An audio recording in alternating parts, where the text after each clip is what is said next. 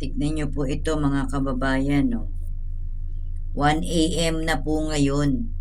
Biyernes na, May 30. O, hanggang ngayon pa rin, wala pa rin binibigay na tulo ng tubig ang prime water. Ano na ba yan? Ano na ba? 7 araw, 8 araw na po, 8 gabi na po yan.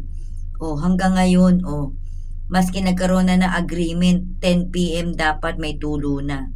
Pero wala pa din, Ngayon, Biyernes na naman, 1 AM, May 30. Ayan po ebidensya, Wala pa rin tulo ng tubig. Bakit ba ang titigas ng ulo ng prime water na to? Ayan po mga kababayan na ebidensya. Wala pa rin tulo. Ano bang gusto mangyari nito mga to? Ayan, ganyan-ganyan lang, Tingnan nyo nga po yan. Wala pa rin pong tulo. Yan po ebidensya, wala pa rin po. Hangin lang, ayan. Yan ang ebidensya. Wala pa rin pong tulong binibigay ang prime water. 1 AM na po. Ito po ang pruweba. Ewan ko na dyan.